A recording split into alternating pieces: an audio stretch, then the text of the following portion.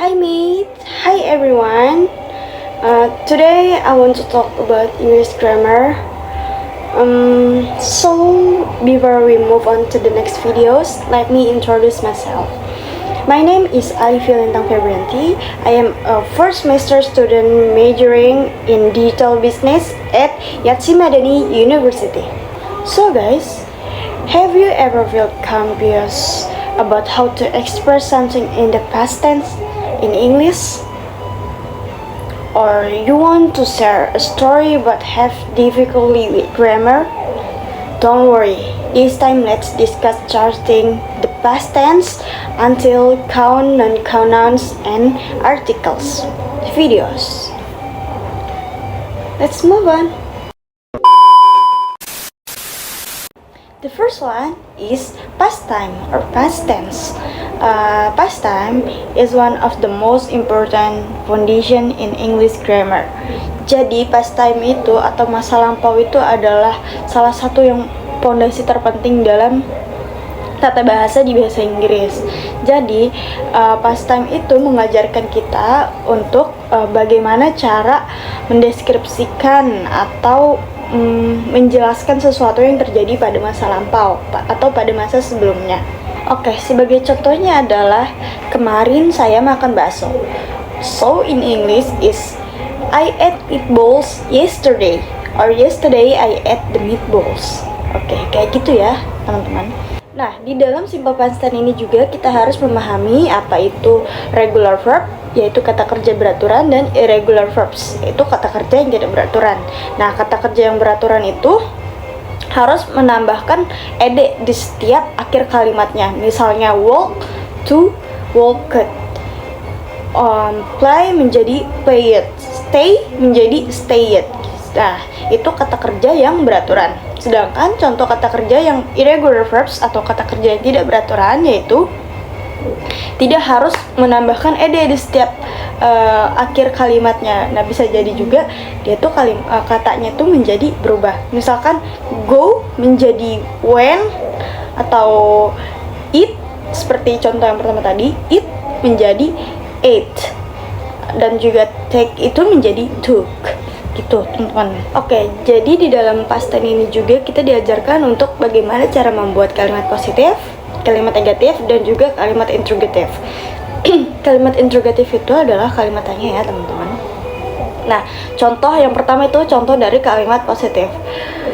I walked to school yesterday. Walked di sini tuh menyatakan masa lampau karena dia kata kerja beraturan, ditambahkan ed di setiap kalimat, di setiap katanya, akhir katanya itu dia ditambahkan ed, berarti dia termasuk kata kerja yang beraturan. I walked yesterday. I walked to school yesterday. Berarti saya berjalan ke sekolah kemarin.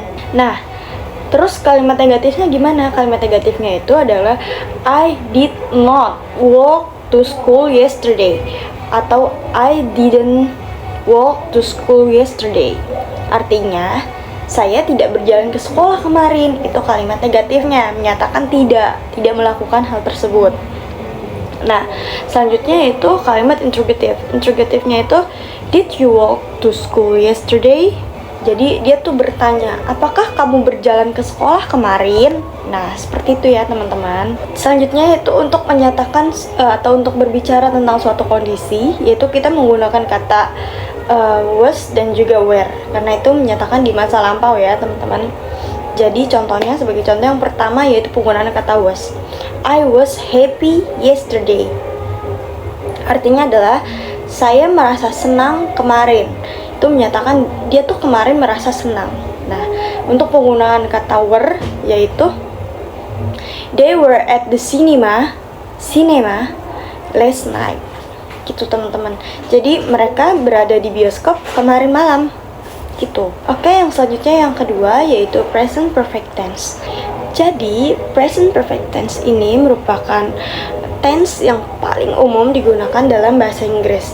Karena tenses ini tuh salah satu tenses yang paling istimewa. Kenapa dia bisa disebut istimewa? Karena tenses ini tuh menghubungkan kejadian di masa lampau dan juga kejadian di masa kini yang masih berlanjut sampai sekarang ini. Nah, rumus dari present perfect tense itu simple banget, yaitu have atau has itu ditambah dengan past participle.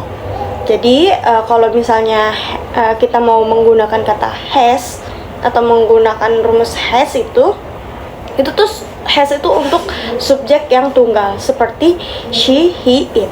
Nah, kita tuh pakainya has. Sedangkan untuk yang jamak itu kita pakainya have. I, you, we, they. Gitu ya, teman-teman. Nah, contoh yang pertama yaitu I have visit Bali. Jadi, saya ini pernah mengunjungi Bali. I have visited. Visit. Jadi itu tuh kan kejadian di masa lampau, saya jelaskan di masa kini gitu. Nah, contoh yang kedua yaitu Annie has lived here since 2022. Jadi menjelaskan dia si Annie itu tinggal di sini dari tahun 2022 gitu. Nah, jadi teman-teman di present perfect tense juga dia tuh mengajarkan kata kerja reguler dan juga irregular participle. Nah, contoh kata kerja regulernya itu untuk membentuk past participle yaitu harus menambahkan ed atau ed. Contohnya itu dari work menjadi worked. Nah, sedangkan contoh dari kata kerja yang tidak beraturan atau irregular past participle yaitu dari eat menjadi eaten, go menjadi gone, write menjadi written. Gitu ya. Jadi kadang-kadang kata kerja yang tidak beraturan itu harus membutuhkan hafalan yang lebih. Jadi, kesimpulannya, present perfect tense itu berperan penting dalam membantu kita mengungkapkan pengalaman, aktivitas terkini, dan juga tindakan yang masih relevan atau yang masih kita lakukan hingga saat ini. Oke, selanjutnya yang ketiga, yaitu kita akan membahas the passive. Jadi, the passive atau kalimat pasif ini tuh membantu kita mengekspresikan kalimat dari perspektif yang berbeda-beda, di mana fokusnya bukan pada pelaku tindakan, melainkan pada tindakan itu sendiri dan juga akibatnya. Oke, contoh dari kalimat pasif yang pertama yaitu your teeth were cleaned by dental assistant. Jadi gigi kamu itu dibersihkan oleh asisten dokter gigi. Nah, jadi kenapa di sini tuh dibilangnya kalimat pasif? Karena fokusnya itu bukan siapa yang melakukan, tapi apa yang dilakukan. Jadi yang dilakukan itu adalah membersihkan gigi kamu. Yang jadi fokusnya itu ditaruh depan. Nah, kalau misalnya contoh dari kalimat aktifnya itu ya adalah the dental assistant clean your teeth. Jadi orang yang melakukannya itu disebutnya kalimat aktif, sedangkan apa hal yang dilakukannya itu disebut kalimat pasif. Oke, jadi di dalam pasif ini juga ada kata kerja transitive atau transitive verbs, yaitu kata kerja yang membutuhkan objek langsung dan dapat dirubah menjadi kalimat pasif. Oke, jadi contoh dari kalimat transitive verbs yaitu Alexa broke the window. Alexa memecahkan jendela. Nah, dirubah menjadi pasif yaitu the window was broken by Alexa.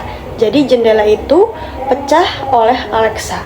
Nah, sedangkan intransitive verbs yaitu adalah kata kerja yang tidak memerlukan objek dan tidak bisa dirubah menjadi pasif. Jadi pembahasan yang selanjutnya yaitu ada nomor 4, ada di modal auxiliaries. Jadi modal auxiliaries ini adalah kata kerja modal dalam bahasa Inggris yang digunakan untuk mengungkapkan kemungkinan, kemampuan, izin, dan juga kewajiban.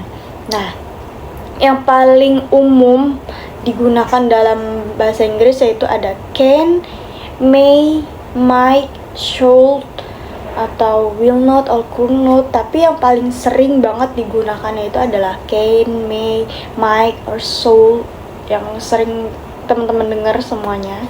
Jadi yang pertama yaitu ada can.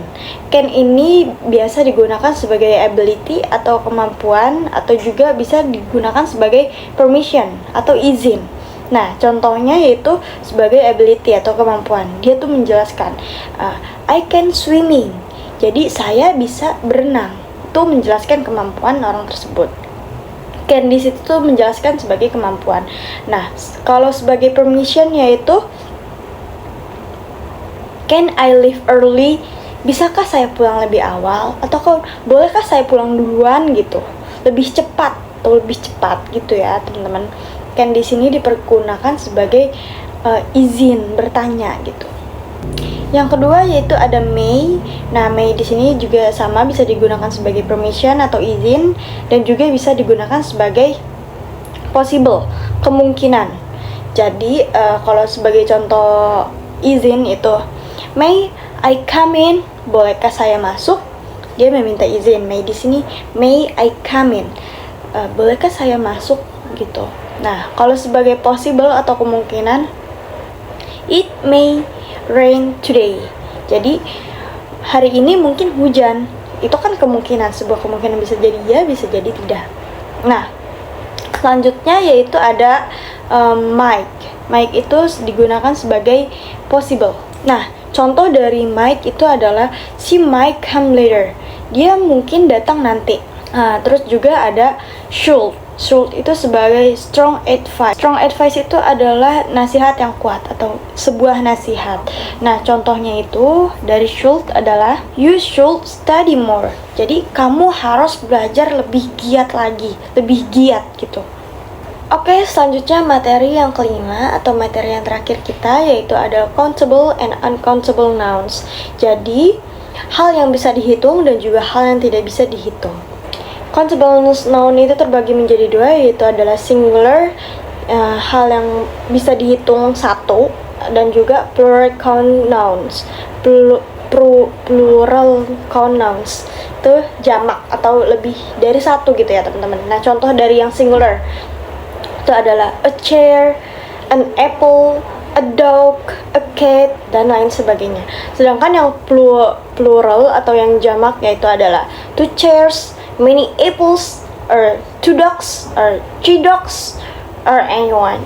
Nah, sedangkan uncountable noun itu adalah benda yang tidak bisa kita hitung dan merujuk pada benda yang tidak kita dapat hitung sendiri gitu loh. Benda-benda ini seringkali berupa zat, ide abstrak, atau kategori kolektif. Nah, contohnya itu adalah furniture, information, or water, milk. Itu kan tidak bisa kita hitung. Jadi, itu termasuk benda uncountable nouns. Nah, kita ini tidak menggunakan or an, atau an dengan kata benda yang tidak dapat dihitung. Tapi kita itu menggunakan kata some, much, a lot of, atau ukuran spesifik seperti a piece of furniture, a glass of water, or dan lain sebagainya. Nah, contohnya kalimat yang benar adalah I bought a chair. Itu benar, contoh kalimat yang benar.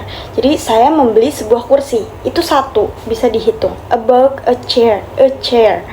Nah, contoh kalimat yang salahnya yaitu I bought one furniture. Itu salah. Jadi dibenarkan menjadi yang kalimat yang sebenarnya, yang benarnya yaitu adalah I bought some furniture. Jadi kita tuh nggak pakai one or two or anything. Kita jadi nggak pakai, kita pakainya some. I bought some furniture. Karena kita dapat menghitung kursi, tapi kita tidak dapat menghitung furniture. Seperti itu teman-teman. Oh ya teman-teman, kita juga menggunakan dan an itu di dalam countable. Jadi itu digunakan sebelum kata yang dimulai dengan bunyi konsonan. Contohnya kayak a mistake, a dream, itu kan huruf konsonan. Kalau huruf vokal itu kan a, i, o, e, o. Jadi kita menggunakan an. Kayak an apple, an empty box. Oke, segitu aja teman-teman yang bisa saya sampaikan. Kurang lebihnya saya mohon maaf. Maaf jika banyak kekurangan. Saya tutup akhir kata. Assalamualaikum warahmatullahi wabarakatuh. Bye bye. See you next time.